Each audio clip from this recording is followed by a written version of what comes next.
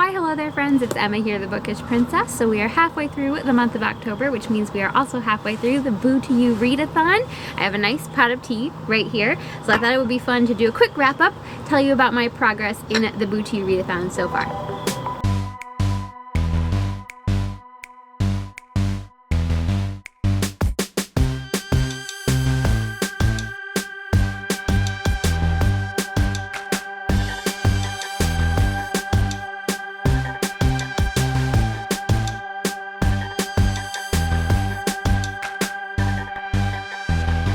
I first did the Booto You Readathon last year. It's a readathon throughout the month of October, inspired by Disney World and the spookiest time of year. It's been so much fun to see all the books you guys have picked to fulfill the different challenges. This year we did the challenges around the different lands. So it's Fantasyland, Tomorrowland, Adventureland, Frontierland, and the Haunted Mansion, because it's not a Booto You Readathon unless there's a Haunted Mansion inspired read, something that belongs in Madame Leota's library. I have my Kindle here because a couple of the books I've been reading have been on my Kindle.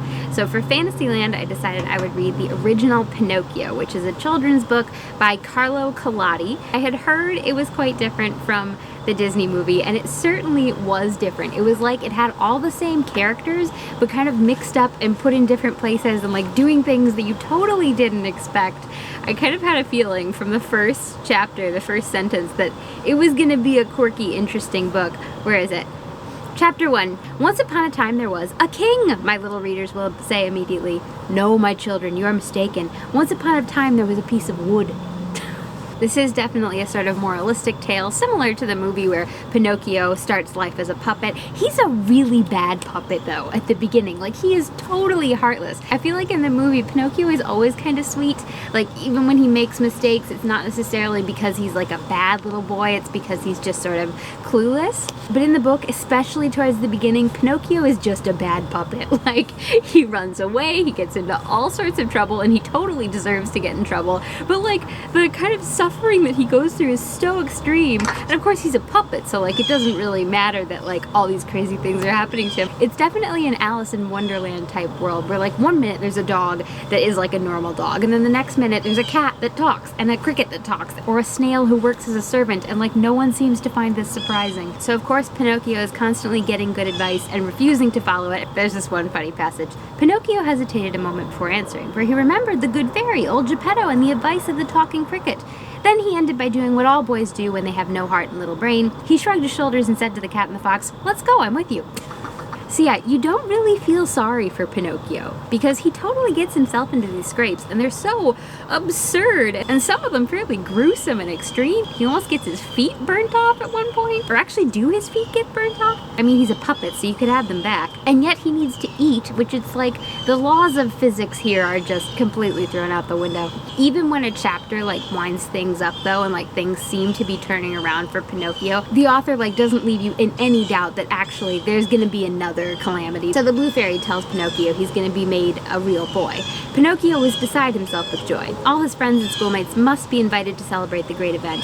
The fairy promised to prepare 200 cups of coffee and milk and 400 slices of toast buttered on both sides. The day promised to be a very enjoyable and happy one, but unluckily, in a puppet's life, there's always a but which is apt to spoil everything. I feel like all the crazy things that happen to Pinocchio are all things that like parents could then use like ammunition when their little boys are misbehaving. They would be like, but remember what happened to Pinocchio? And yet there's such a sort of dry sense of humor to everything, like the toast buttered on both sides. When Pinocchio goes around inviting his friends, some of them say they'll come at once, and others had to be coaxed. But when they heard that the toast was to be buttered on both sides, they all ended by accepting the invitation. There's this sort of dry humor to it where it's hard to take any of it seriously, and you feel like, you know, even parents reading it to their little boys, the little boys would probably enjoy the crazy adventures. Anyway, I definitely enjoyed Pinocchio. It was a little slow going at one point, just because it's like, look, I know what's gonna happen in the next chapter. Pinocchio's gonna be tempted, Pinocchio's gonna give in, Pinocchio's gonna be punished. But it is fun to see the different elements they picked out and obviously brought over into the movie. I've also been reading for Fantasyland, The White Witch by Elizabeth Goudge, which I feel like is perfect reading for this time of year because, partly because of the name and because it deals with a subtle kind of magic. Elizabeth Goudge is like the best when it comes to like subtle, sort of realistic, spiritual magic. I'm about halfway through The White Witch, and it's Christmas time now, but when the book started it was autumn, which made it even more perfect for Booto You, and there were so many beautiful passages, beautiful descriptions. The muted autumn music of a deep wood, hidden within its distances, seemed to flow out to them. As they listened, like water from a hidden spring, the rustlings and stirrings of small creatures, the wind that was in the upper air only and stirred merely the highest patterns of the leaves, the conversational flutings of the birds, the strange sigh that passed now and then through the wood, as though it grieved for the passing of summer. All the sounds came together and grieved them also, but quietly, for summer comes again. I could easily do a whole video just telling you the quotations that I've marked so far. Oh my gosh, I have so many notations, and I'm not even all the way through. I'm only halfway through the book, but maybe I'll read a couple of them. I really like all the characters. Elizabeth Goudge, I think, does such a great job just drawing each one of her characters so warmly and so convincingly. So this book actually takes place in the 1600s at the time of the English Civil War, and you do see some of the battles, but you also see lots of scenes of just country life. And Will and Jenny are these two little twins that the story kind of revolves around. They're the first ones we meet, and there are just so many beautiful scenes of their personalities. I like this. Will took his sister's hand now with that air of protectiveness that was always his when he needed the comfort of her stouter heart. I love her descriptions of Jenny. It was always her way to look hard at what frightened her. Isn't that great? She will never be at the mercy of the sins of others. They will break against her sturdy spirit and recoil away. So many quotes that like you just want to sit down and think about for a while because they seem to go so deep. Hopefully I will finish The White Witch by the end of October, but I feel like at least I've finished one Fantasyland prompt. I've also finished one Frontierland prompt. I felt like I didn't have a really good book to read for that one. Seeing all of your guys' picks, I noticed a couple of you picked Mark Twain, and oh my gosh, that's like the perfect author for Frontierland. I don't know how I didn't mention him. So I decided to look up, does Mark Twain have a ghost story? And of course he does. It is available online. It was a pretty quick read, but it was a really funny one. And it ended up introducing me to a really interesting little historical event from Mark Twain's lifetime that I'd never heard of, but sounds right up Mark Twain's alley. So Mark Twain being Mark Twain, of course his ghost story isn't like any other ghost story, and of course it kind of makes fun of itself. I am gonna spoil it. I feel like some stories you'd kind of have to spoil to be able to talk about them at all.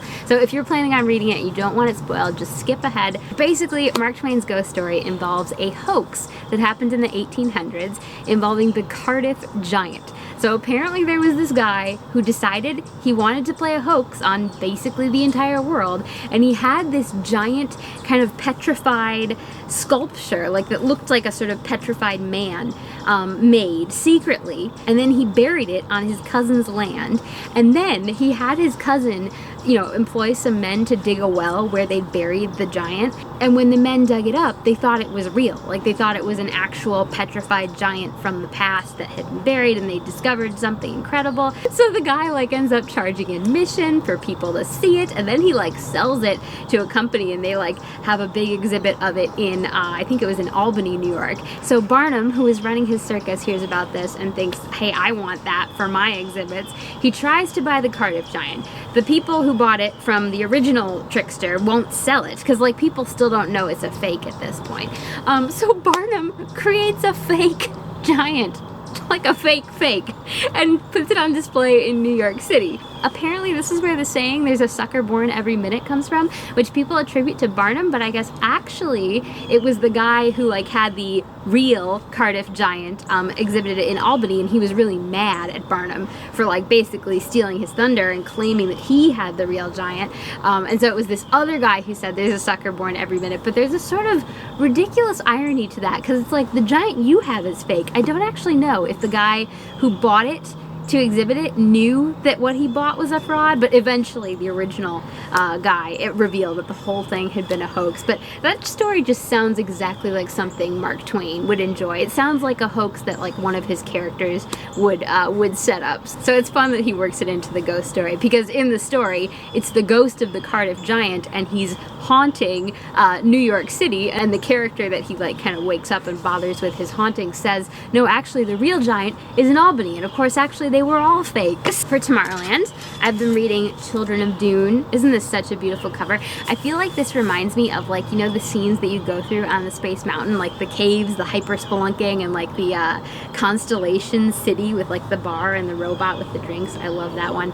I feel like this looks like it could be one of the like travel posters, except let's be honest, if you know Dune, you know that you don't really want to travel to Dune. Like, I don't think that would be exactly a vacation destination. I finished Dune Messiah last month, which I really liked. It's funny, these books are kind of long. The original Dune is pretty hefty, but there's a sort of feeling of suspense and mystery and mystique that really like keeps you reading, because you want to figure out what's going on. Although the odd thing is that like even when you get the explanation, it doesn't make everything make sense. Like, there's still such a feeling of mystique. So Tomorrowland, like when you think of the future, I feel like most stories about the future are about like our technological advances, you know, like crazy spaceships or inventions or robots or things like outside of yourself. But the fun thing about Dune is that it looks at the future, and it looks at developments of more like inner awareness, like in how developments of like genetics and memory and like instinct control and like mind, you know, really mastering your mind, that is what has happened in the future. And like the technology is there too, but like next to what the Bene Gesserit can do, next to what Muad'Dib and his children can do, it's really secondary. So the children of Dune are twin siblings, Leto and Ghanima Atreides, whose father, the Emperor Paul Muad'Dib, disappeared in the desert wastelands of Arrakis 9 years ago. Like their father, the twins possess supernormal abilities, making them valuable to their... Spoiler! Isn't it ridiculous when they put spoilers on the back of the book and like don't even tell you? Anyway, I've now warned you. Their manipulative Aunt Aaliyah, who rules the empire in the name of House Atreides. I really liked Aaliyah in both the first Dune and in Dune Messiah, so I'm kind of sad to see that she's gone south. Which I don't know if she'll be redeemed. I'm like maybe 130 pages into this. I know, I need to either like, I need to sit down and like finish this or finish The White Witch. I'm kind of like in between books. And actually, I need to start Frankenstein. I haven't even started my Haunted Mansion book yet. Also planning on reading Lord Byron's fragment that he wrote at the same time Mary Shelley first wrote Frankenstein, because of course the way Frankenstein came about is that Percy Shelley and Mary Shelley and Lord Byron were in Switzerland. They were staying off of Lake Geneva, and there was a terrible storm, and they decided to have a ghost writing story competition, and Mary Shelley produced Frankenstein, and Lord Byron produced this fragment, which he did not finish. It has to do with vampires. Last year for Booto You, I tried to read Dracula, and I could not finish it. It was just too much for me. But see, Lord Byron, since he didn't finish his, I feel like maybe it'll end like before it gets too creepy for me. Like, so maybe it'll be the same sort of, you know, sort of story-wise, plot-wise as what I read in Dracula. So maybe I'll be able to take Lord Byron's vampire novel. Should we read a quick quote from Dune? There was one of the, what do they call the, like little, not a postscript, that's what comes after, but like the annotation at the beginning of a chapter, like it's like a little quote. And he does this, Frank Herbert does this all the time in Dune, like these quotes from books that like you can't actually read, like they're books within the fictional universe of Dune. So I don't think Frank Herbert actually went and wrote all of the different books that he quotes. But this is from the Testament of Arrakis. This was Muad'Dib's achievement. He saw the subliminal reservoir of each individual as an unconscious bank of memories going back to the primal cell of our common genesis. Each of us, he said, can measure out his distance from that common origin. Seeing this and telling of it, he made the audacious leap of decision. Muad'Dib set himself the task of integrating genetic memory into ongoing evaluation. Thus did he break through time's veils, making a single thing of the future and the past.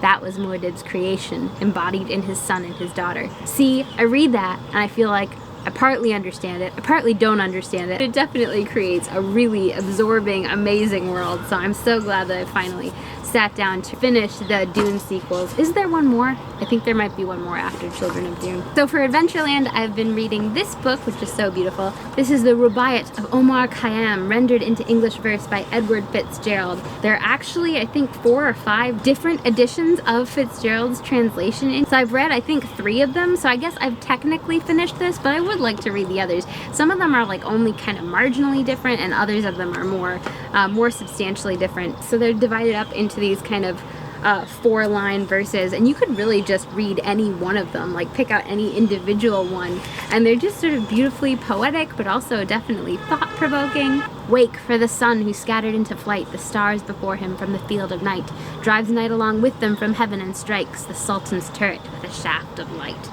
See, so I feel like this is a really good pick for Adventureland. Definitely the sort of thing that would be sold at the Agrabah Bazaar. So the poet, you can tell from his verses, is very well read and very thoughtful and like really a philosopher and has studied different ways of thought. He's saying that, you know, life passes so quickly and soon will be nothing but dust. It's kind of like the poem Ozymandias, a king who builds up a palace. Today, like in 100 years and 1,000 years, that palace is just going to be dust. One moment in annihilation's waste, one moment of the well of life to taste. The stars are setting and the caravan draws to the dawn of nothing. Oh, make haste.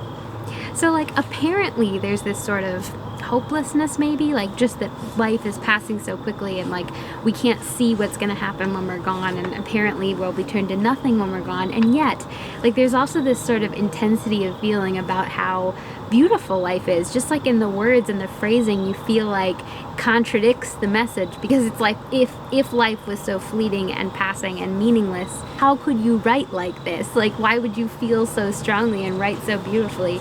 Would you that spangle of existence spend about the secret? Quick about it, friend, a hair, they say, divides the false and true. And upon what prithee does life depend? The moving finger writes, and having writ, moves on, nor all thy piety nor wit shall lure it back to cancel half a line, nor all thy tears wash out a word of it.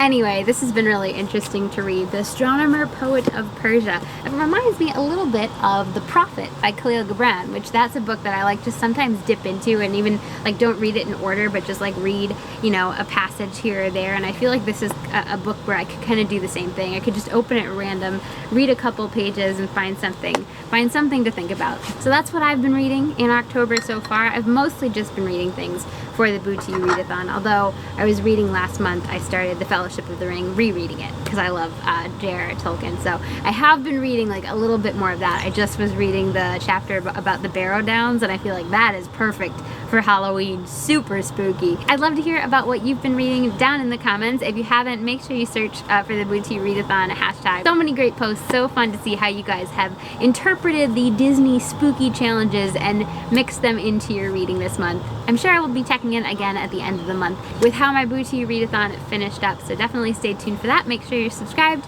give this video a thumbs up. Thank you guys so much for watching. I'll talk to you again soon, and I hope you have a magical day. Bye guys!